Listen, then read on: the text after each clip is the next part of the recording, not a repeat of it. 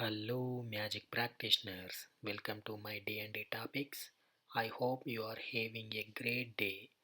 Today from this video we would like to share you our thoughts on Summon Greater Demand spell in D&D 5e.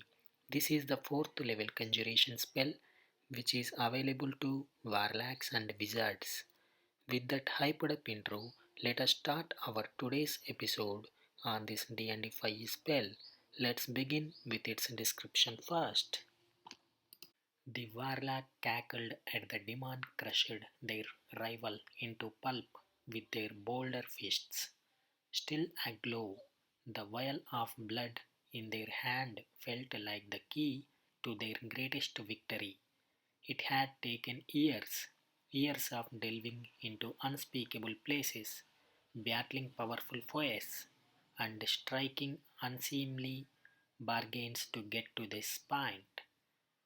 Their magnum opus, the warlock, consumed by this moment of glory, didn't notice the shift in the great furrowed thing's shoulders, the look in its eye as it turned to face them. They had not realized they had lost control until it was too late, and suddenly the key to their success became part of a greater pool of regret left behind in the demon's wake as the magic faded and the abyss ripped its denizen back home. After its description, I would like to go over its overview, and the overview is as followed. This summon greater demon is a 4th level conjuration spell available to warlocks and wizards. It takes an action to cast and requires a vocal, somatic, and material component, with the latter being a vial of blood from a humanoid that has been killed within the last 24 hours, which is not necessarily consumed by the spell. When you cast the spell, you summon a demon of challenge rating 5 or lower within 60 feet of you, such as a shadow demon or a Balgura. This demon can make a charisma saving throw at the end of each of its turns to break free of your control. If successful, it will spend its remaining time pursuing and attacking the nearest non-demon creatures to the best of its ability. The demon has disadvantage on the saving throw if you say its true name. In the combat roll initiative for the demon, which acts on its own turn to carry out any verbal commands you have issued it.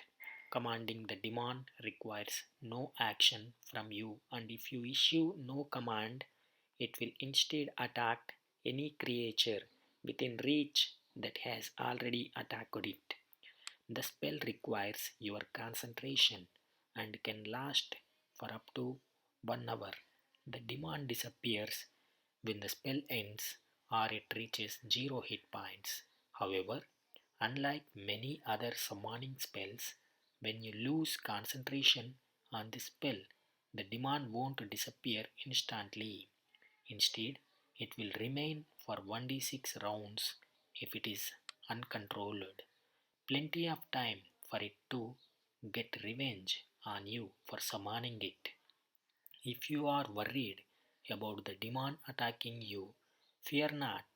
As part of casting the spell, you can create a circle on the ground with the blood used in the casting. This circle is just large enough to encompass your space, and using the blood in this fashion consumes it.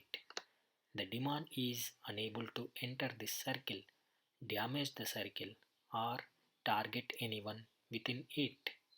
If you cast this spell with a spell slot of 5th level or higher, the challenge rating of the demon you can summon increases by 1 for every spell slot level above 4th. For example, a 6th level spell slot would allow you to summon a demon of CR7. After listening to its description and its overview. What do you think of this spell? Is this a good spell to have? This is dependent on a variety of factors, but in short, yes, it can be very powerful. Being able to summon a CR5 creature with a fourth spell slot is a very potent effect, and adding such a powerful creature to your party's forces can trivialize many encounters. However, there is so much to go wrong with this spell that can leave your party being savaged by the creature you summoned, as well as the effectiveness of that creature being dependent on what you choose. So, here is our conclusion. This can be a very good spell if you select a good demand, make a protective circle, and have a good con save to maintain concentration. This is not a good spell for beginners or those that have a low chance of maintaining concentration. Do you know what type of demands should you summon first? Let us look at the answer. One of the problems with this spell is that its effectiveness is dependent on which demand you summon. So, to save you from selecting a subpar critter, here is our list. In no specific order of effective demands to select from. First one is Balgura. This demand is very mobile with a 40 feet walking and climbing speed and can punish your enemies with 3 melee attacks. However, this demonic ape's value isn't purely in speed and number of strikes, as it can also cast a number of spells. Entangle is a great control option, and invisibility can help get the Balgura into a position where it can deliver those melee strikes. This demand has a -1 to charisma saves, making it a fairly safe choice if you have a high spell save DC. And another one is Tanaruk. This Tanaruk demand more of a meat shield than the Balgura. With a whopping 95 hit points, this is a good chance against creatures that have spellcasting or other magical effects and melee-centric enemies. This is due to the Tanaruk's magic resistance and ability to take a reaction attack at advantage against enemies that are hitting it with a melee attack. That magic resistance is also a cause for concern, however, as it means that it will roll the charisma saves against your spell with advantage too. It still has a -1 modifier to the save, but magic resistance makes this less reliable to control than a Balgura. And the third one is Shadow Demand, a great choice due to its large number of resistances. Most monsters don't have magical attacks innately, although this is a demand to use with great caution. The light sensitivity trait makes it best to use this demand in a situation where any form of bright light is unlikely to come up, and its +2 charisma save modifier is less than ideal to retain control of it. The good news here is that a PC party is well suited to take down a shadow demand that gets out of control. All you need is a light spell or a torch and a PC with radiant damage. You may be tempted by the debug. However, if you select this demand, you need to be extremely careful with a +2 charisma modifier and magic resistance. It won't be the easiest demand to keep control of, and it has enough resistances and immunities to make it a bit of a handful.